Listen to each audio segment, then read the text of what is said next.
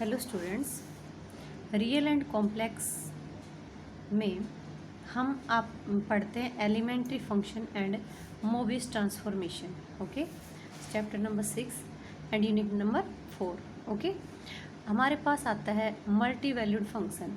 एक मिनट, मैं फंक्शन पे जाने से पहले आपको ये बता दूँ what is the multi valued function से पहले कि फंक्शन क्या होता है।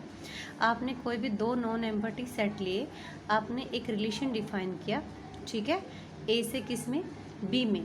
हम उसको क्या कहेंगे, एफ से डिनोट करेंगे। सच दैट कैसे डिफाइन किया, F of X is equal to Y for all each x which belongs to a there exists a unique y। ठीक है, इन किस में, बी में, कि आपके पास आपने एक फंक्शन लिया F of X is equal to Y की प्रत्येक आपका x जो a में है उसके लिए एक एलिमेंट कॉरस्पॉन्डिंग एलिमेंट मिले, किस में, हमें b में मिले। ओके, तो हमारा क्या कहलाएगा, फंक्शन। आप फंक्शन के बारे में पढ़ चुके हैं, फंक्शन 1 होते हैं, ऑन 2 होते हैं। ओके, अब हम उन फंक्शंस को कॉम्प्लेक्स फॉर्म में पढ़ते हैं। ओके, हमारे पास पहला है मल्टी वैल्यूड फंक्शन। स्टूडेंट, मैं इससे पहले एक पॉइंट और बता देती हूँ, single valued function. Single valued function क्या होता है, जो फंक्शन सिंगल वैल्यू अटेन करे।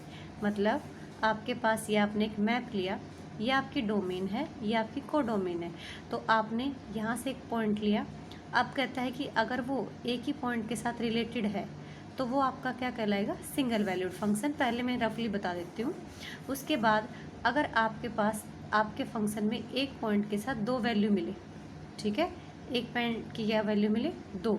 ये आपने इससे पहले किस में नहीं पढ़ा, हमने ये रियल जो पढ़ते थे पहले उसमें नहीं पढ़ा, ये हम कॉम्प्लेक्स प्लेन में पढ़ रहे हैं। ओके, हम रियल जो फंक्शन डिफाइन करते उसमें नहीं पढ़ते। उसमें हम क्या कहते हैं कि हमारे दो पॉइंट की सेम इमेज हो सकती है, बट एक पॉइंट की दो इमेजेस नहीं हो सकती। लेकिन ये हम किस में पढ़ रहे हैं, कॉम्प्लेक्स प्लेन में पढ़ रहे हैं। ओके, तो कॉम्प्लेक्स प्लेन में पढ़ रहे हैं, हमारे पास दो वैल्यू मिलेंगी। अब आता है आपका multi valued function. A function W is equal to F Z. आप इस चीज़ को एक्सप्रेस कर पाते हो, मतलब इस चीज़ को पढ़ चुके हैं, क्योंकि पूरा function W is equal to F Z is set to be multi valued function when for given Z. अगर किसी जेड के लिए we find more than one value of W, अगर जेड के लिए हमें एक से ज़्यादा वैल्यू मिली, मैंने अभी जो से बताया था, तो हमारा फंक्शन क्या कहलाएगा, मल्टी वैल्यूड फंक्शन।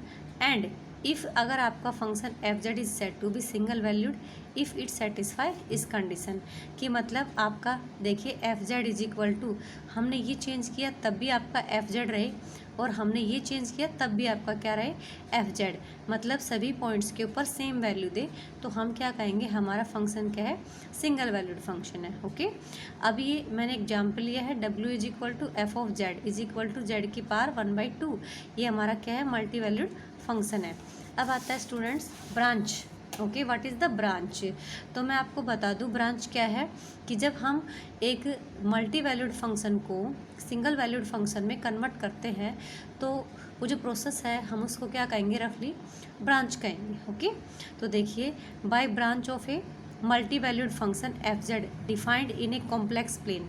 देखिए, मैं बार बार बोल रही हूँ कि हम कॉम्प्लेक्स प्लेन में ले रहे हैं, तो हमारे पास यहाँ पे एक पॉइंट की दो से एक से ज़्यादा वैल्यू हो सकती है। ठीक है, तो हमने by branch of a multi valued function F Z defined in a complex plane. ठीक है, we mean a single valued, कि आपके पास एक कॉम्प्लेक्स प्लेन था और उसमें मल्टी वैल्यूड फंक्शन को किस में वो कर रहे हैं, आप डिफाइंड कर रहे हो सिंगल वैल्यूड फंक्शन किस में, एफ जेड।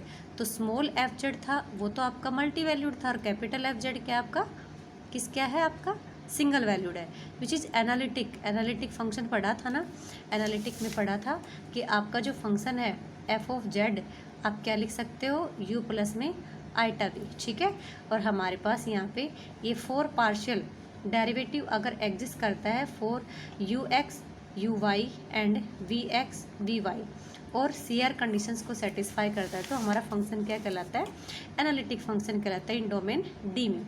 ठीक है, जो सबसेट है किसका स्टूडेंट, कॉम्प्लेक्स प्लेन का। Okay, at each point of which F Z is one of the value of F of Z.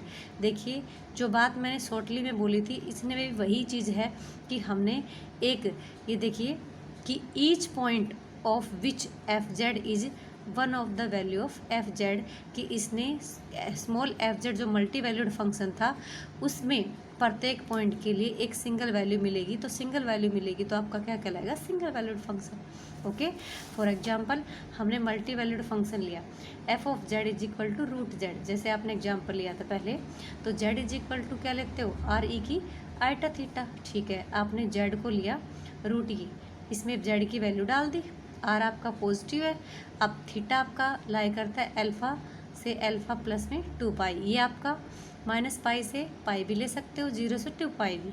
ठीक है, यू नो एफ जेड आप क्या लेते हो, यू प्लस में आइटा भी लेते हो ना, तो हमने फंक्शन में वैल्यूज़ डाल दी। अब देखिए मैंने रियल और इमेजनरी पार्ट्स अलग अलग कर दिए। अब रियल और ये इमेजनरी ये जो फंक्शन है ये क्या है, सिंगल वैल्यूड फंक्शन है एंड कॉन्टिन्यूस है। ऑन किसके लिए, इसके लिए, तो इस आर्ग्यूमेंट के लिए। तो देखिए हमारा F Z is equal to root Z था, हमने उसको क्या कर दिया, सिंगल वैल्यूड फंक्शन में कन्वर्ट कर दिया। ठीक है, अब आता है आपका branch cut. A branch cut is a portion of a line और a curve which is introduce in order to define the branch of a multi valued function. क्या कहते हैं, ब्रांच कट क्या है, branch cut is a portion that means a part of curve, ठीक है, which is introduce in order to define the branch of multi valued function, जो किसके order को इंट्रोड्यूस करे, branch of multi valued function को करे। Okay, अच्छा next आपका है branch point. What is the branch point, a multi valued function F Z defined on complex plane, ठीक है, is said to be a branch point Z not, कि एक multi valued function आपका small F Z है complex plane में, उसको define किया आपने। अब कहता है उसके ऊपर एक ब्रांच पॉइंट हम जेड नोट लेंगे उसकी डोमेन डी में, इफ़ क्या, अगर जेड जो है वो डिस्क्राइब करे an arbitrary small Z not, एक सर्कल डिस्क्राइब करे जिसका सेंटर क्या हो, जेड नोट हो, then for every branch F Z of F Z, ठीक है, F Z does not return on its original value. और क्या कहते हैं, कैपिटल एफ जेड आपने क्या लिया था, कैपिटल एफ जेड हमने सिंगल वैल्यूड फंक्शन के लिए किया था। ठीक है, तो क्या कह रहा है कि आपके पास एक फंक्शन मिले, एक सर्कल मिले जो प्रत्येक पॉइंट की क्या रिटर्न ना करे, उसकी ओरिजिनल वैल्यू रिटर्न ना करे। ओके, जैसे फॉर एग्जांपल मैंने लिया Z is equal to 0 is the branch point of root Z when moving from any point Z is equal to R E की iota theta about the origin one complete circuit to reach original to at Z we have changed argument by 2 pi. ठीक है, the for original portion Z is equal to R E की iota theta, इसमें हमने Z की value डाल दी।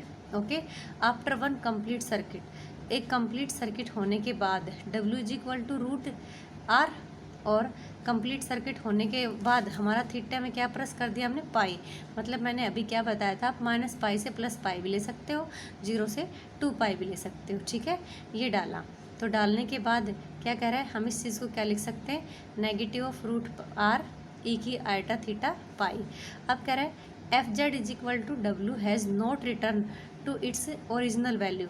देखिए हमने जब इसका पोर्शन कंप्लीट किया, इसमें पॉजिटिव था हमारे पास, यहाँ पे क्या है, नेगेटिव, कि इसने अपनी ओरिजिनल जो वैल्यू थी वो रिटर्न नहीं की, जैसा कि यहाँ पे ऊपर कहा गया है कि एफ जेड जो है does not return to its original value. Okay, तो अब देखिए since a complete circuit about Z is equal to 0 change the branch of the function Z is equal to 0 is a branch point. तो आपका Z is equal to, अगर किसी function को उसकी original value नहीं मिलती है तो हम क्या कहेंगे, सिंस एक complete circuit about Z is equal to 0, हमने एक point Z is equal to 0 लिया, उसके अबाउट एक सर्कल बनाया, तो कह रहे हैं सर्कल ने ओरिजिनल वैल्यू वो नहीं की, रिटर्न नहीं की, तो ब्रांच ऑफ द फंक्शन, ठीक है, तो z इज इक्वल टू 0 आपका क्या कहलाएगा, जिस पॉइंट के ऊपर ओरिजिनल वैल्यू रिटर्न नहीं करता वो पॉइंट आपका क्या कहलाएगा, ब्रांच पॉइंट कहलाएगा।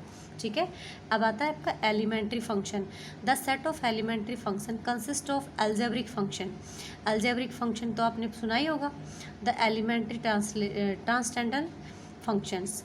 ठीक है, एलिमेंट्री फंक्शंस में आपके पास सेट है, कौन कौन से फंक्शन आते हैं, एक्सपोनेंशियल फंक्शन आते हैं, लोगरिथम फंक्शन आते हैं, ट्रिग्नोमेट्रिक फंक्शन आते हैं, और क्या आता है, inverse trigonometry, hyperbolic, inverse and all other that can be constructed by the simple algebraic operation. सारे क्या कहलाते हैं, हमारे अलजेब्रिक कहलाते हैं। Okay, sorry, W is equal to FZ आपने ये लिया, तो ये आपका क्या है, एलिमेंट्री फंक्शन। ओके, अब स्टूडेंट मैंने ली एक मैपिंग, एक ट्रांसफॉर्मेशन ले ली। Z इज इक्वल टू आप कॉम्प्लेक्स प्लेन में लेते हो, किसी पॉइंट को ऐसे डिनोट करते हैं। ठीक है, आपने इक्वेशन ले लिया, u XY का फंक्शन और v भी ले लिया। अब देखिए u भी और v भी आपके क्या है, कंटिन्यूस फंक्शन है, किस में, x एंड y में है। एंड ये आपने पार्शियल डेरिवेटिव क्या करते हैं, पजस करते हैं। ठीक है, हमने एक डिफाइंड किया एक कंटिन्यूस मैप, ठीक है, या function that is which is a relation between UV plane and XY plane can be defined. It is denoted by W is equal to f of z. f of z को क्या लिखते हैं, u plus में iota v। तो देखिए ये मेरा z plane है, ये मेरा क्या है, w प्लेन है। एक मैंने पॉइंट लिया जो associated with the point w, ये आपकी डोमेन थी, ये आपकी क्या है, कोडोमेन। अगर स्टूडेंट्स आपके पास if the function is 1 1 then the corresponding element in two planes are called images of each other. अगर आपका फंक्शन जो है वो 1 1 फंक्शन है, तो हम क्या कहेंगे कि हमारे जो कोरस्पॉन्डिंग एलिमेंट है वो एक दूसरे की क्या कहलाएंगे, इमेजेस कहलाएंगे। मतलब f of z is equal to w और f of w is equal to z। Okay, thanks.